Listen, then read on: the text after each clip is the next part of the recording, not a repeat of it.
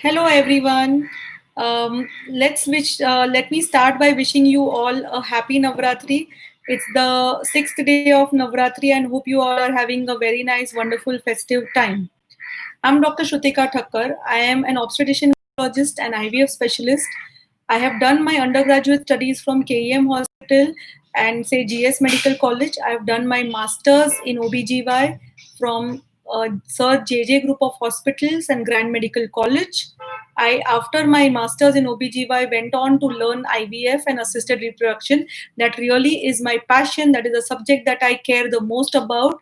It is my life's mission to help create happiness amongst people who want to build their families, who want to embark on this journey of parenthood and on becoming mothers. And that is a subject that is very close to my heart. So I was talking about my education. I went on to do my fellowships in assisted reproduction under the aegis of Dr. Gautam Alabadia at Rotunda. I have also visited United Kingdom and studied at Hopperton Hospital, London, and I have also done fellowships at Israel at Asuta Hospital and at Kiel University, Germany.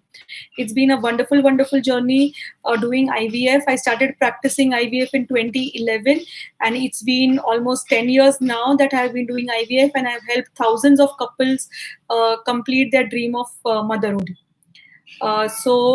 Today I'm trying to disseminate a little bit more knowledge about what we do as fertility specialists. And today my talk is all about one important topic that a lot of couples are confused about, and that is when to switch over to IVF, when to do IUI, and when do you give up doing IUIs and move over towards IVF. Okay, so that's going to be the majority of my talk. Now, while I was doing this, I have just received one question on BabyChakra, which is from Jenny, which is saying, "Hi doctor, what is Iui treatment?" Jenny, thank you for listening to me today and watching this video. I will definitely take up this topic as I go along in my talk. IUI is something which is the whole full form of IUI is intrauterine insemination. Okay, so intrauterine insemination is one of the step number one or basic treatments of IVF. Okay, this IUI means inseminate your husband's sperm or your partner's sperm inside the uterus. It's part of the most basic treatment. It is a number one thing that we fertility specialists do. Now, all of us, whenever we are undergoing fertility treatment, also have a treatment which is being done, which is called as follicular monitoring. Most people only know follicular monitoring. They don't know that follicular monitoring goes hand in hand with either planned relations or timed intercourse, as it is called, or IUI. Okay, follicular monitoring is also done in IVF. IVF is in vitro fertilization. It is the full form of test tube baby treatment, or it is the scientific name of test tube baby treatment. Okay. So IUI basically means that when the follicle is rupturing, we take the husband's sperm or partner's sperm, and with a refill like thing, we put it inside the uterus. When we have normal intercourse, the semen or the sperm is deposited in the vagina. The vagina leads on to the mouth of the uterus, and the mouth of the uterus leads to a cavity which is called as the womb. The womb is the inner part of the uterus. Okay, so when we are doing IUI, we are putting the sperms, which are washed sperms, inside this womb. Okay, so that the sperm has a very short distance to travel from the womb into the fallopian tube. The success rate of IUI is around 15 to 20%. And there are a lot of couples who do IUI treatment again and again. I once had a couple who had come to me after 18 to 19 IUIs, and they wanted my help. They had been moving from doctor to doctor. They had visited 6 fertility specialists before they came to me, and they had done a total of 19 IUIs. And I asked them, the first question I asked them is, why did you end up doing 19 IUIs? Why did you not move on towards IVF? Because clearly IUI is something that has not worked for you. And that's when they said, doctor, but nobody told us when to stop. We would just switch doctors after 2 or 3 IUIs, thinking that the next doctor would have some kind of a miracle in store for us.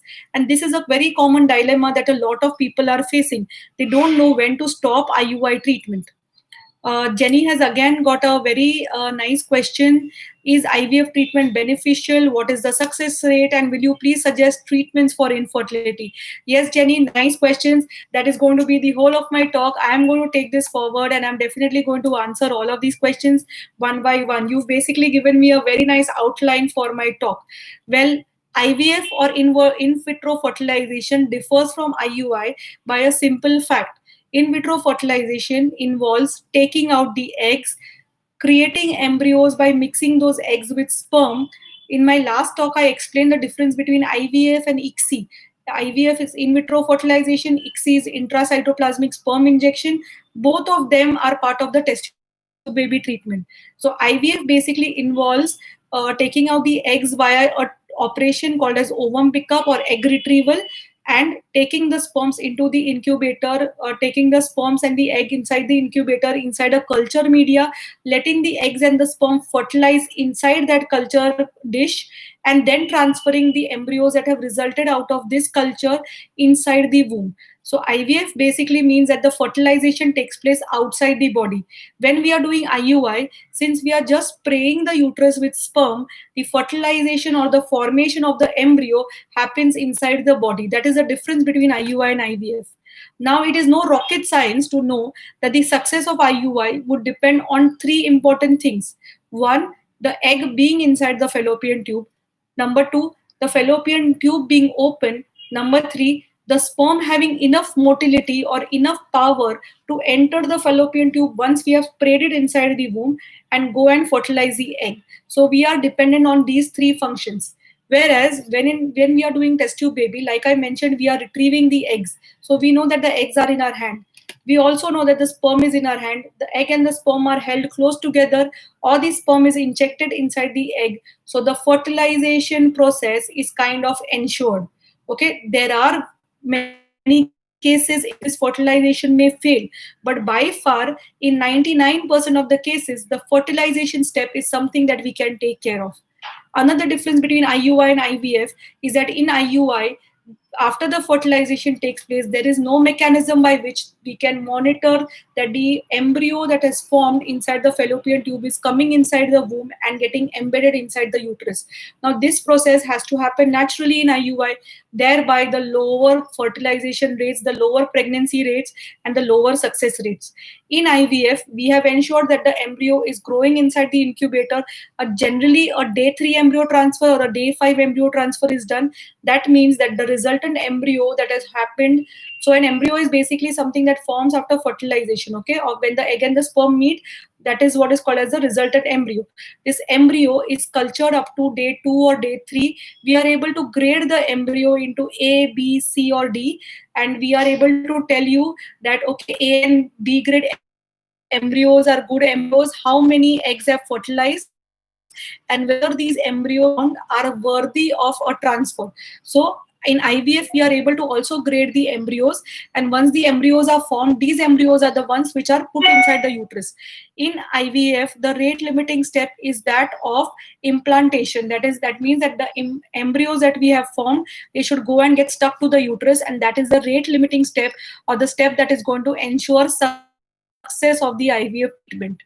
Why does IUI fail? Now, this is one of the questions that ideally people who are undergoing IUI often intercourse, in the sense that it is crossing over from the cervix and going inside the womb. So we are spraying inside the womb. We have crossed the mouth of the uterus, that is the cervix, and the sperms are inside the uterus.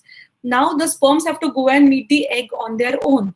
In any semen analysis is the husband's report. The report of his, in Hindi it is called as Shukranu ka report, or the Dhatu ka report as it is called as Hindi. It basically tells ki how the sperms are, how many number of sperms, how they are moving, whether the morphology of the sperm is okay. Now IUI success depends largely on the male factor also, because the sperms have to swim inside the fallopian tube. So in IUI, we have certain criteria that ensures that the IUI treatment can work. Okay, one of these things is the sperm count. Okay, when in a post-wash sample in IUI, what we do is we centrifuge the semen that the husband gives. The raw semen is centrifuged, and whatever a small pellet is formed, that is kind of then mixed in culture media, and then that is around zero point 0.5 ml is inseminated inside the uterus. 0.5 ml of concentrated semen. Now our cutoff is basically 8 million in a post-wash sample, 7 to 8 million. Now this is my individual cutoff. Different labs have different cutoffs. I know people who inseminate even 3 million sperm count. Honestly, the success rate goes very, very low when we are inseminating counts less than 8 million. So in my center, that is Medansh Multi-Speciality Center, I practice in Mulund, and we do around 50 IUIs every month. My cutoff is 8 million. Okay, so below 8 million, we do not do IUI. We suggest to the patient that please go in for IVF treatment, because this count is not going to give you success rates. So if the count is 8 million, that is the lower limit. 8 to 20 million or 20 million and above are good counts for IUI. The motility of the sperm should be at least above 50%. In a post-wash sample, it should be almost 100%. So when we are washing the sperm, we are also activating the sperm and making them more motile. That is one of the benefits of doing IUI. So we activate the sperm, we capacitate the sperm, and it becomes more motile. The sperms have to be 100% motile, if not 100%, at least 90% motile for them to go and enter the fallopian tube. The morphology of the sperm or the abnormality of the sperm also plays a very important role. The less abnormal, the less the number of abnormality, the better the sample. If we go by the strict criteria or the Kruger's criteria, normal sperm in any semen sample is only up to 14%. Any abnormality which is above 60% is called as abnormal semen parameter. Okay, it is if your sperm volume has around 80% abnormality or 90% abnormal sperms. What do we mean by abnormal sperm? A sperm which has two heads, two tails, a crooked tail, or a pin. They are morphologically abnormal sperm. That means we don't know what is the genetics of the sperm, but at least look-wise the sperm is abnormal. So if there are abnormal, there's a high degree of abnormality, then yes, this semen sample is not good enough for IUI. Lot of people don't read the semen analysis thoroughly, and they don't discuss with their doctor, is this abnormality okay, is this motility okay, and that is why then they don't understand why their IUIs are failing. There are a lot of female factors which also cause IUI treatment. One female factor that is often overlooked is the endometrial thickness. Whenever a patient comes to me with multiple charts of IUI treatment, I usually study those IUI charts or those follicular monitoring charts in the first consultation itself. Some of the things that I note is, on which day did the follicle rupture? How long did it take for the follicle to form? Now, in a good stimulation cycle, ideally the follicle usually should become mature on the either the 11th day or up to the 18th day. If any time between the 11th to 18th day the follicle has reached 18 to 20 in size, that means that the follicle is a good. That means the follicular growth has been good, or it has been average. It has been normal. If it has taken more than 20, size of the follicle at which the past triggers have been given. Now, when we are doing HMG cycles, we hope that the follicle has been triggered at 18 to 20 in size. Okay, 18 to 20 size is a good size follicle. I also do Doppler. I put color window on the follicle to look at the vascularization of the follicle. That means how many blood vessels are entering the follicle from all four sides. That is also a very good indicator of telling us whether the follicle contains an egg. Point to be noted, guys, a follicle does not mean that it has an egg. A follicle is basically the bubble in which there is a microscopic egg. So you guys, all of you, when we doctors talk, we always say anda फूट रहा है, anda बन रहा है. This anda colloquially is a bubble. It's a black colored thing that we see inside the ovary, and the egg rupture is basically only crumpling of the follicle that we are able to see. On sonography, we can never see eggs. Eggs are very, very microscopic. We have to see them under the microscope. Yeah. So whether the trigger has been given on the right time, on the right day, at the right size is very, very important. Now, our clinic, Medansh Multi-Speciality, we are a 24/7 hospital. We don't shy doing IUIs if it falls on weekends. One important thing that I believe which is important for the success of fertility practice is that you have to be willing to work even on weekends, on Saturdays and Sundays. You can't compromise your patient success simply because you don't work on weekends. One of the important reasons why IUI cycles fail is if the doctor has triggered too early. That means if the doctor has triggered at 16 millimeter or 17 millimeter, or has triggered very late, that means at 21 millimeters or 22 millimeters, then that is another reason why the cycle fails. We have to make sure that the trigger injection or the Hcg injection has been given at the right size of the follicle, so that a mature egg is released from this follicle. So that is another thing that I note in follicular monitoring charts. The third thing that I see is whether tubal patency has been confirmed. Okay, fallopian tube opening or fallopian tube patency is very, very important for the success of IUI. As I mentioned before, IUI relies upon the fertilization process happening inside the fallopian tube. So if the fallopian tube is not open, and this is usually confirmed by doing an X-ray called as Hsg, or by saline sonography, or it is done by laparoscopy. So if one of these things have been done, then it kind of ensures that the IUI cycle is gonna work at least. The tubal factor is not going to hinder the chances of the IUI cycle working. So that is the third thing that I see when people come to me with charts, whether tubal patency was ensured. So number one was the semen parameter. Number two was checking the endometrial thickness. Number three was the semen parameters. I think I didn't speak a lot about the endometrial thickness. Endometrial thickness, or ET, is mentioned in the follicular charts. Okay, in the follicular charts, there is a value written ET. Okay, now ET is the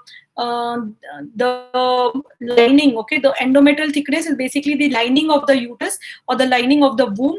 And this lining is usually people start measuring from 2 to 3 millimeters when they are doing scans on day 2 or day 3. And on the day of the trigger, we expect that this ET is 7 millimeters and above. Okay, a good endometrium would be something around 10 millimeters. Somewhere around 7 millimeters and above is where it should be when we are triggering. Okay, so, and the characteristic of the endometrium, ideally it should be a trilaminar endometrium. A trilaminar endometrium is seeing 3 lines on the endometrium, like a nama that we do. That something similar to that is seen on the sonography. This characteristic of the endometrium, when it is mentioned, it means that the endometrium was very fertile endometrium, very receptive to taking the embryo. So if the trigger has been done at that endometrial thickness, then that has mean that the cycle was good and the trigger was given at the right time. Often on, there is some kind of a growth difference or a growth lag between the uterus and the ovary. Some people have a desynchrony of the follicular growth with this endometrial thickness.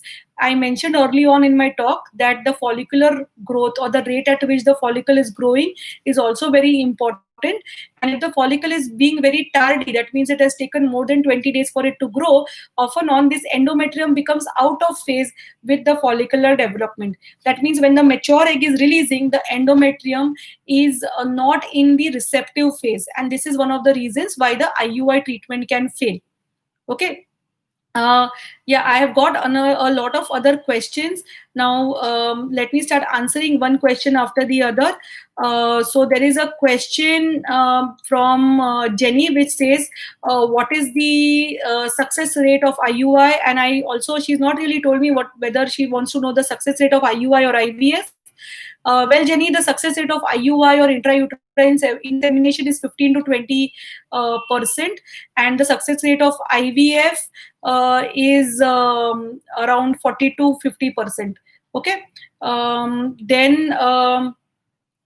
So Revati has asked me, can you get positive result after taking Hcg? Dear Revati,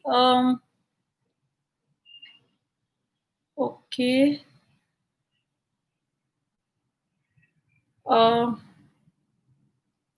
Yeah, so Revati, Hcg is basically the trigger, or it is the injection which is given to cause the follicle to burst. Okay, it should be given at a size of 18 to 20 millimeters.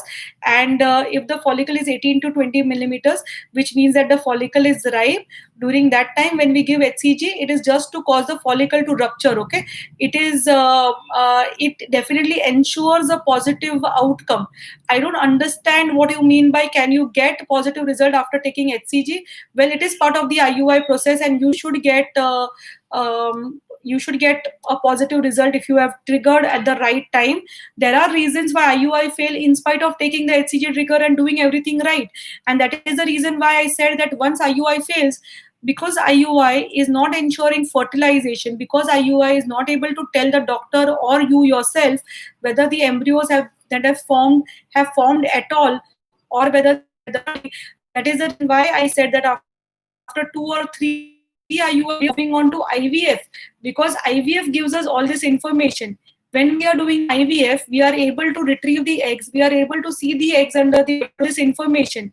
When we are doing IVF, we are able to retrieve the eggs, we are able to see the eggs under the microscope, able to make sure, or rather assess, that the sperm is able to fertilize the egg. So we are able to also overcome does where the sperm is the limitation. That means in your previous cycles, if you have failed because of the sperm motility being bad, or the morphology being abnormal, or the number of sperms being less, then IVF is to be done rather than IUI, because IVF ensures that in IVF, basically we are taking one sperm, putting it inside the. So basically, even if there were 10 sperms for 10 eggs, we would be able to do IVF, or we would be able to do ICSI rather. So that is why in IVF, even with a low semen parameter, even with low sperm counts, we are able to get more better success. And that is why looking into the sperm count and making sure that it is, whether it's an IVF-able sample or it's an IUI-able sample, is very, very important. Now there is a question from Madhavi that is saying, can infertility cause postpartum depression? Madhavi, postpartum depression is something that happens after giving birth to a baby. Well, if you have given birth to a baby, I wouldn't really brand you as infertile. But so that question really is not making complete sense to me. But what I think is, can infertility treatment be a risk factor for postpartum depression? Well, infertility treatment is not really a reason for journey. It is a hard treatment that we are should be should be a very happy treatment for you. The doctor should be able to fill you with positivity. You should also yourself kind of embrace positivity in your life when you're doing this kind of a difficult treatment. The support of your family as well as your husband is very, very important when we are embarking on fertility treatment, and we cannot really overemphasize the importance of doing fertility treatment. So I would really like to say that no, it cannot cause postpartum depression. Dear Lakshmi, how many days? And IUI is less complicated, and that is why they prefer to do IUI treatment. IUI treatment is simply should cost around 10 to 12,000 rupees and not more, and that is why IUI treatment is something that people end up doing many times. It is not a painful treatment when we are inseminating. It is an OPD procedure, and something that is not at all painful. It should in fact be absolutely painless. Your doctor should be able to do it in the absolutely painless manner. At what age should I think of fertility treatment is what Lakshmi is asking me. Lakshmi, fertility treatment should be taken if you have tried under guidance, or if you have tried using an app like an ovulation app or any such app for at least 1 year, and you have really tried well and you have failed. After that, you should at least visit a fertility doctor, is what my advice would be. You can discuss your options with them. Fertility treatment does not mean jumping to IVF. Lot of people end up going from to doctor because they feel that they don't want to go to a fertility doctor because it will mean that they are getting pushed for IVF. That is not the thing. Fertility doctors do other treatments such as IUI, timed intercourse also, and only if you are a fit candidate for IVF, that is when we would advise IVF. We won't push you for IVF just because you're coming to us. Can I travel while doing fertility treatment is something that Mrs. Navlux is asking me. Dear Navlux, I don't know what you mean by travel. Well, you can travel by train, you can travel by, you can take a flight when you're done with your fertility treatment. That means post IUI, even post embryo transfers. I have had patients who have come from Denmark, who have come from UK, and who have come from US, and they have taken flights 1 or 2 days after the embryo transfer. One of my patients from Netherlands had taken a flight on the day of the embryo transfer and she conceived. So I don't think taking flights also is causing any hindrance to the embryo. The embryo is safe inside the uterus. It should not get affected by flights. Although I prefer to tell my patients that when you are planning and for the treatment, be dedicated towards the treatment. Try not to do a lot of other hectic activities like traveling and all. However, if you are in a job or if you are in having some, just watch out that you are not getting affected by the potholes on the road, or that you are not traveling in a rickshaw where you would have a lot of jerks, or you would have a lot of kind of uh, disorder kind of a thing to yourself. That is what I would advise. Next question that I've got from Navlux is, what should I avoid eating? What care should I take in my diet? Navlux, whenever we are doing any kind of fertility treatment, what we advise is that you eat home cooked food. Especially right now, it is the COVID time. I advise my fertility patients not to eat outside food, simply because I don't want any of them to catch COVID infection. COVID infection is a contraindication for doing any fertility treatment. I also say that in the post IUI or the post embryo transfer phase, try not to eat papaya, pineapple. Try not to eat foods which have Ajinomoto, monosodium glutamate, as they are known to cause some abnormalities in the baby. Eat home cooked food. Don't eat something which has preservatives. Try to read the label of the food substances that you are eating. Eat fresh produce. Eat good food. Eat good nutritious food. Try not to eat junk food when you are doing any kind of fertility treatment. That is what my advice would be. Andrea is asking me, what should I avoid eating? What care should I take in my diet? Andrea, I think I just answered that question, and I hope you have got a good answer there. So that is what we should be doing. Let me move on to the other questions. Andrea has also said, at what age should I think of fertility treatment? Andrea, I already answered that. How many days the treatment will go? Is it painful? I think I already answered that.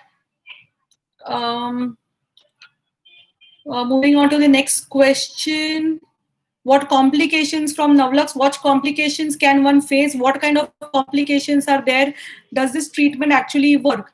Well, I would like to share you my success rate, Navlux. My success rate with IUI is around 20-25%. One couple succeeds in one attempt of IUI. But if you ask me my cumulative pregnancy rate for IUI, that means if a couple is dedicatedly with me for IUI treatment, we have a success rate of around 66 to 70%. That means in say, or the second or the third IUI, by the second or the third IUI, almost 66% of the couples have already conceived, and which is, I think, a very, very decent success rate. I take a lot of care by monitoring my IUI cycles. I also use color Doppler, which is an advance of a normal sonography, to assess whether it is a good size and a good ripe follicle when I'm giving trigger. Attention to detail, meticulous planning, it what ensures IUI treatment. However, like I mentioned, if you have failed after a couple of IUIs, you must discuss with your doctor whether IUI is the right modality of treatment for you or not, or whether it is time for you to explore a higher treatment called as IVF. I was mentioning earlier about one patient of mine who had a couple who had come to me. They fortunately conceived with me in the first attempt at IVF. Now, this couple had done 19 cycles of IUI, okay? And this couple is what made me really feel up for patients who move from doctors to doctors doing the same treatment all over again. Now, this couple did not realize she had done 19 IUI cycles. The lady had undergone 18 IUI cycles with different, because every time she failed after 2 or 3 IUIs, she would move on to the next fertility doctor in town, and that doctor would also say, okay, you are young, please do IUI again. And she would again do IUI without sharing with that doctor the earlier flow charts. I don't know what led to this predicament of undergoing 19 IUI cycles. But when they came to me, I studied their charts in detail, and I realized that they had a strong male factor. And I told them that it is time for them to go for IVF. And luckily, fortunately, they conceived in the first attempt of IVF. And that is what I'm saying. Timely advice is very, very important. And luckily for this couple, they had not suffered any damage because of IUI. This answer that I'm going to say now also involves the answer to the question that Navlux was asking, as to what kind of complications one can face while doing IUI treatment. So the complications that when we are doing stimulation, we are kind of increasing the number of follicles that are going to get. And when the follicles are not, there are more follicles which have been taken from the limitation, because it reduces your ovarian reserve. If you have not conceived, it reduces your already AMH to a lower value, and this is a very done too many IUI cycles, then your ovarian reserve can be very, very low, and that itself can be a problem to you. Yeah, so I think I have answered that question for Navlux. And moving on to the next question, nice question that you're asking. Now, IVF basically, or in vitro fertilization, is this topic I've covered in my previous talk, but I will tell you again. Basically, it's a treatment that differs from IUI by the simple fact that the fertilization or the meeting of the egg and sperm is happening in vitro. That means it is happening outside the body. So the egg and the sperm are kept next to each other, or the sperm is injected inside the egg, depending upon whether we are doing IVF or whether we are doing the embryo step is taken care of in IVF. What you will undergo as a patient is you will undergo a series of injections in the first 10 to 12 days, which is called as controlled ovarian stimulation, which is combined with follicular monitoring. Trigger is given in the same way like in the IUI cycle. It's done when the follicles reach 18 to 20 mm in size. Once the follicles reach that size, we give the trigger, and then we embark upon a small operation which is called as egg retrieval or ovum pickup. We put a needle through the vagina into the ovary, and the purpose of doing this is to suck out the eggs from the ovary. These eggs are then handed over to the laboratory, to the embryologist. The embryologist then goes on to do the culture process in a culture dish. The embryos are then kept inside the incubator. This is the lab work. It takes 2 to 3 days of time. Sometimes the embryos are cultured about up to day 5, which is called as a blastocyst. When the embryos go up to the blastocyst stage, that is when the embryos are transferred back into the womb or the uterus in a procedure embryo transfer. So there will be 3 important steps that you will undergo in IVF. One is controlled ovarian stimulation with injections. Second is egg retrieval in a operation called as ovum pickup, and third is embryo transfer. After embryo transfer, support. So those are the 4 steps of IVF. That is how IVF is done. I think with this, I have answered most of the questions I have got today. I will wait for 2 or 3 minutes to take any more new questions. And while I'm doing that, I would like to summarize my today's talk, which was when to switch over from IUI to IVF. So there are some few points that I have mentioned during my talk. Let me enlist them. One of them was when you know that the follicles are not growing well, they are not having a proper growth rate. Second, when the follicles, if there have been multiple IUI cycles which have failed, usually more than 3, it needs to be done, because if the fallopian tubes are blocked, I usually tell my patient, अगर आपका रास्ता ही blocked है, तो आप कैसे जाओगे ahead and आप कैसे IUI quality eggs which are expected, or if the number of when say after any uterine surgery has been done, like myomectomy or adizolasis or hysteroscopic septum resection, then we have a lower threshold for converting from IUI to IVF. That is also one of an important reason where IUI is not really recommended, IVF is more recommended. With this, and yeah, so I think we have answered most of the questions now, and I think I can end my talk